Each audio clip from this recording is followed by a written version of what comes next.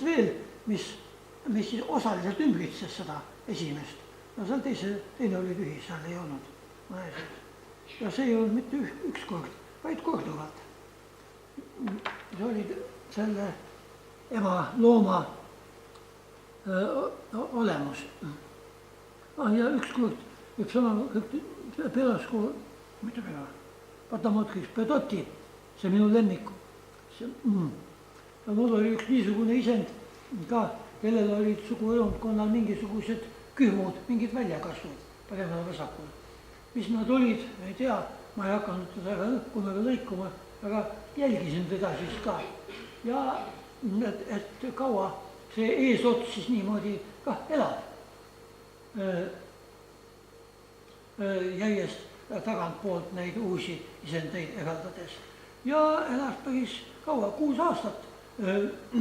Ma jälgisin seda märgistatud isendit. Ja nüüd üks naljakas asi.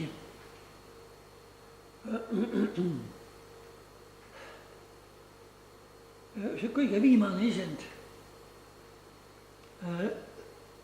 kes suri aastal 2017, mullu alles, see oli viimane, kes mul loomuliku surma suri. Tema oli Leonard Hofmeisteri tagumine pool. Hofmeister ei ole arhitoomiline.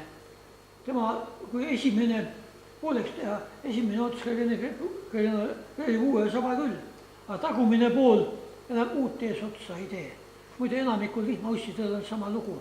See on küsimus, et kui vihmauss labidaga pooleks lüüa, mis siis juhtub nende pooltega. No samuti, eesots regenereerib tagumise osa, läheb see osa, kus on eesots ja siis suguelundkond. Aga see saba osa ei taasta eesotsa, sureb aega mööda ära ja süüakse ära kas teiste loomade või bakterite poolt. Aga see Hofmeisteri tagumine pool ka ei regenereerinud, aga eesots paranes ära, kasvas kinni. Et eesots oli,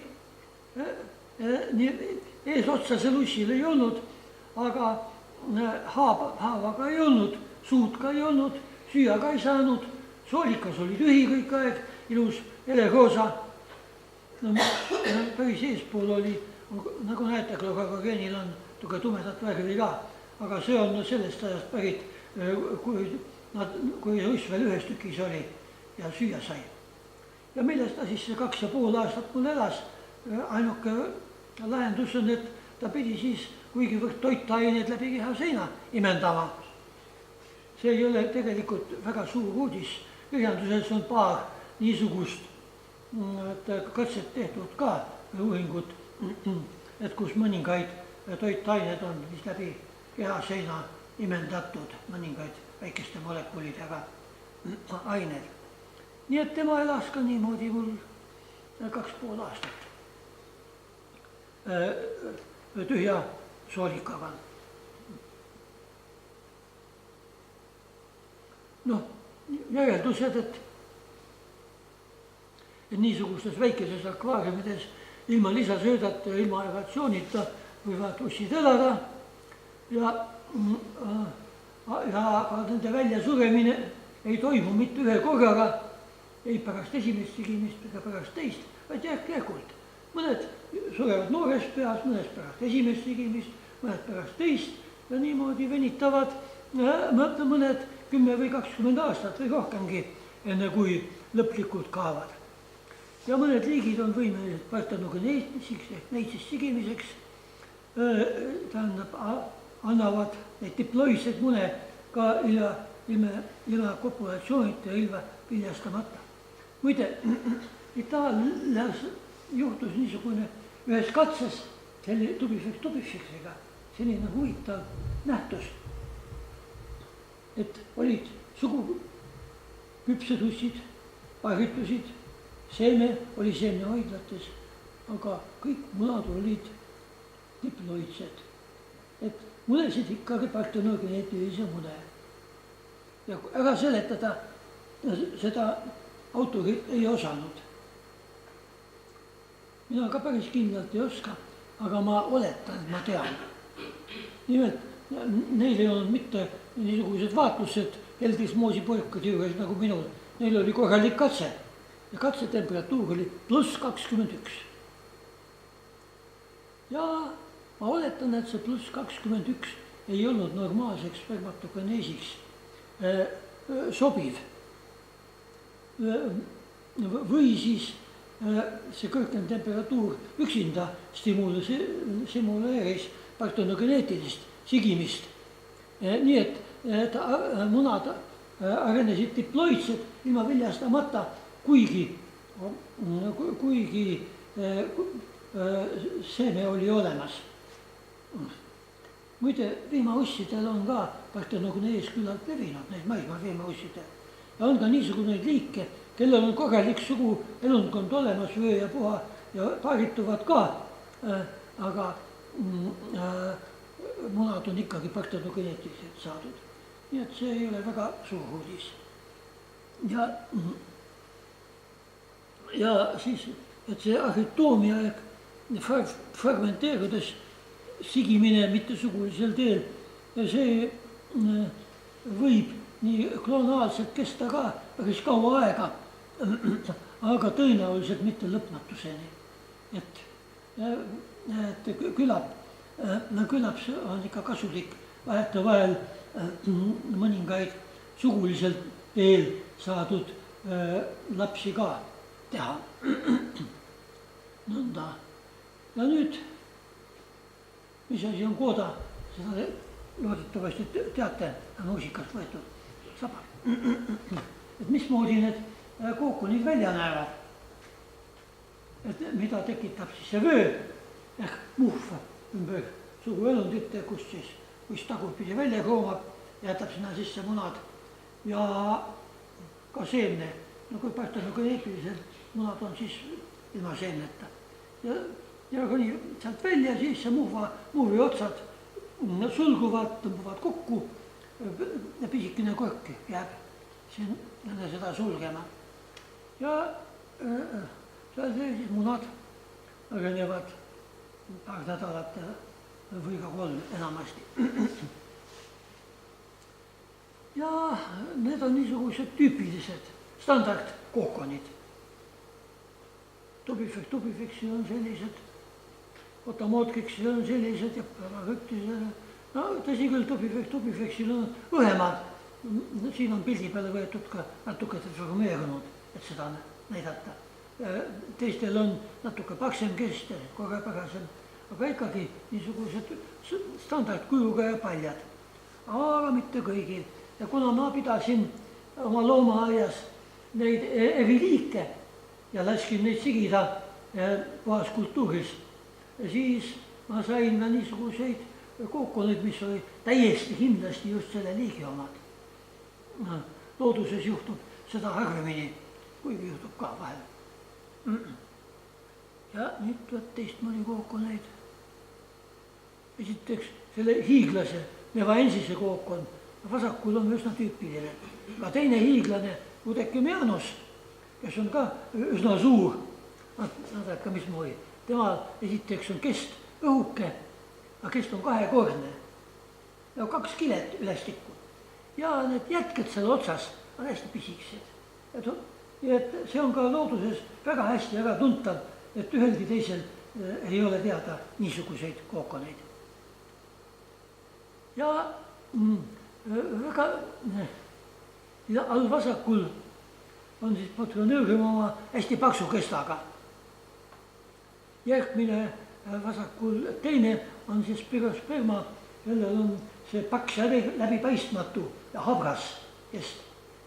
See uissise on sametise, näsalise nahaga ja see kookuni kest tuleb seda hästi paks. Ja all paremal pool on Aulodvirus pleuriseta, tal on kookon paljalt ja ka külge kleepunud detriidiga. Nii kui võimalus on, siis ta kleebib endale rüü ümber detriidist või liivast. No ja siis vasakul on selline kookon, mille ma kesta kattest puhtaks puhastasin, et näha, kuidas ta paljalt välja näeb. ja üleval vasakul seesama linnutöö softmeistri ka.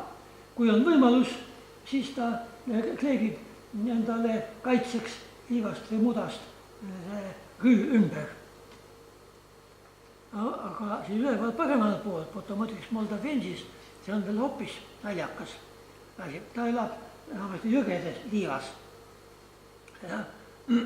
Akvaariumis, kui ta sigib, siis ta võimaluse korral kleebib selle kookoni ühe küljega vastu klaasi.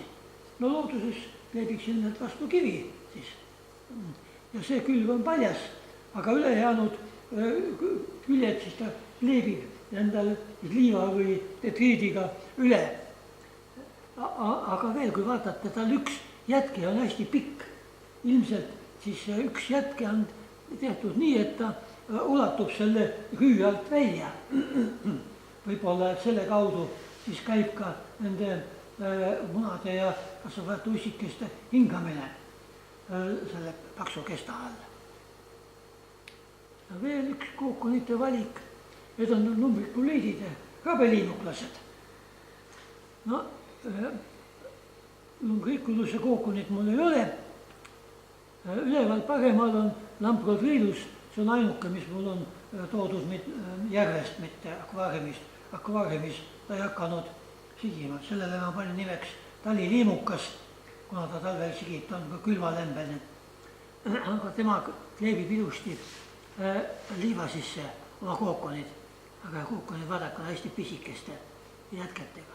all paremal on Stylornilus akvaariumist, et see on pikkade jätketega, küllalt õhukese kestaga ja näeb välja kuidagi räpane. aga vasakul on Grünhelmise kookon. Neid on mul nii akvaariumist kui ka loodusest.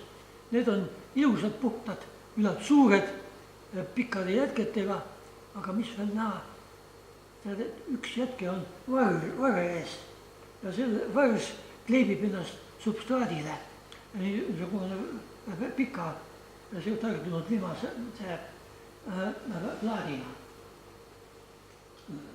Nad on siin kõik natukene lamedamaks hajutud. kujutage ette, kuidas, et nad tegelikult peaks olema piklikumad. Vaat nii, et Grünhelmisel on varelised kookonid. Muidu teistel ma ei tea, et varelisi kookoneid oleks. Küll aga on vähikaanidel, kes on väheresusside sugulased, elavad ja vähi peal. Nende kookonid on ka varega. Nad no ikkagi kaugelt sugulased. Vot, sai otsa, mu jutt. Umbes tund või natuke päev rohkem kulus.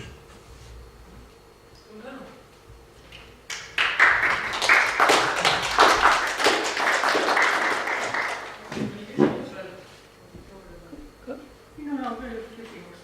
Kui raske neid on määrata ja kui palju neid liike on, kas sa näiteks, kui sa alustasid nendega, kas kuidas sa õppisid neid tundma, neid määrama, kas määrajaid on ja kui palju nüüd, ma saan aru, et nad on globaalselt levinud ka, ütleme, sinna troopikasse ja igale poole.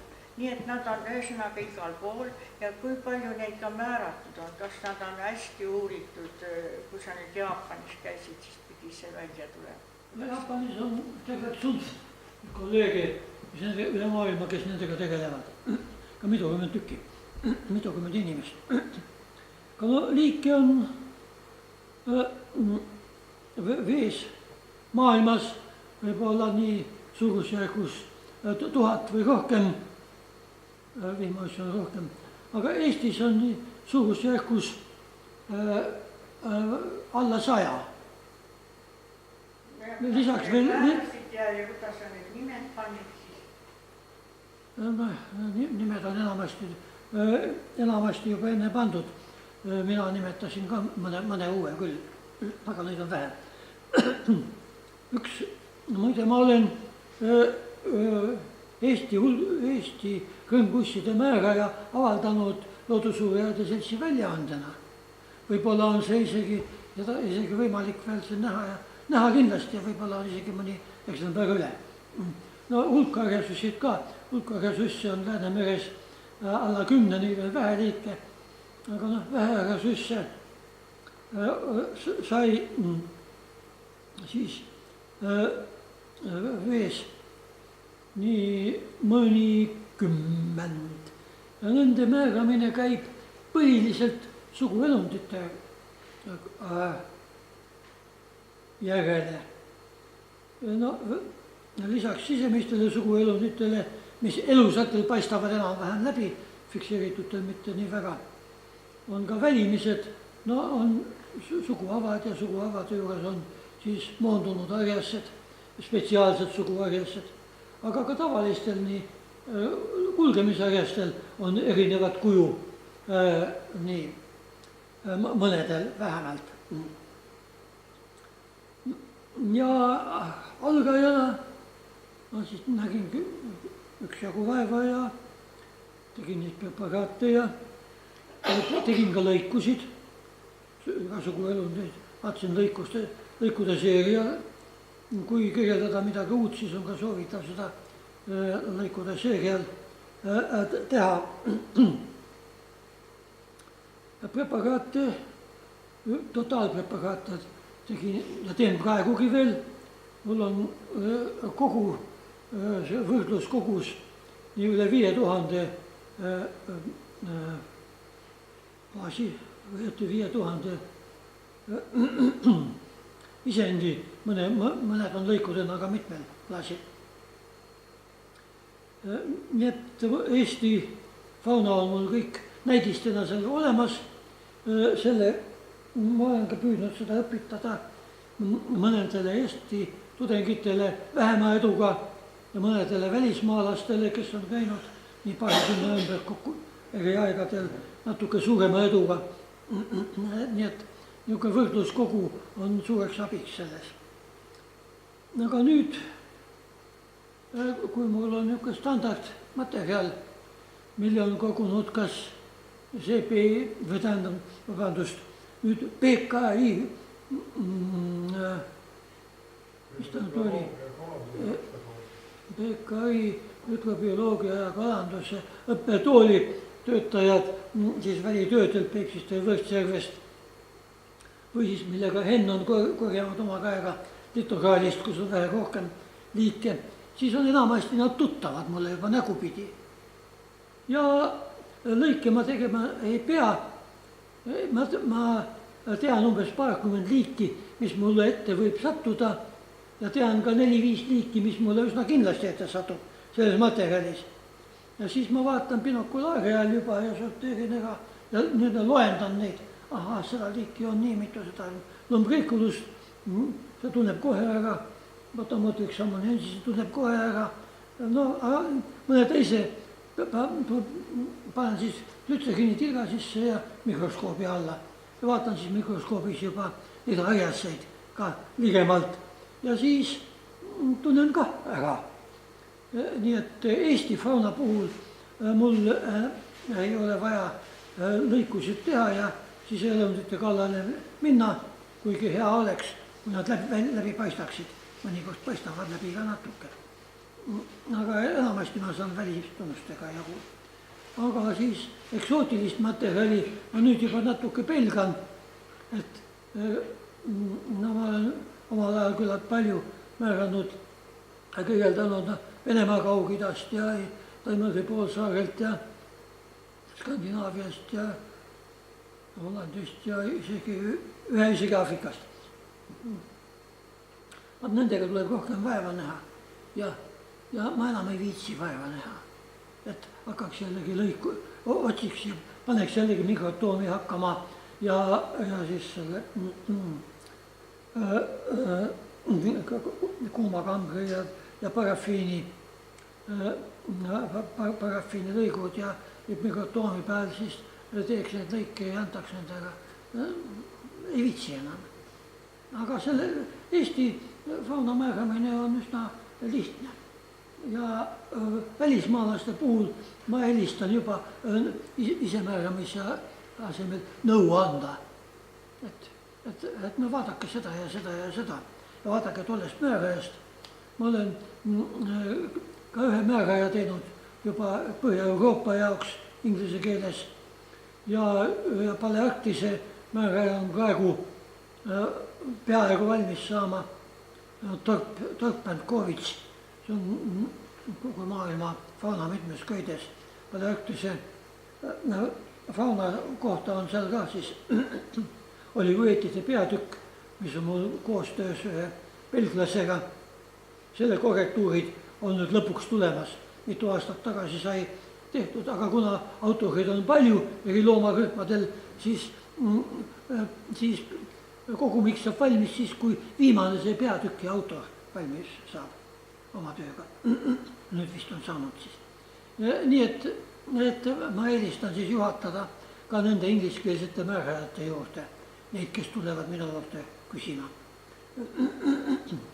Aga jah, Eesti oma, et alguses ma nägin palju vaeva, aga nüüd Eesti fauna, mida mul väga palju enam ei toodagi, ma saan suurema osa juba binokulaari all nõelakesega ära sortida siia, nii seda ja seda.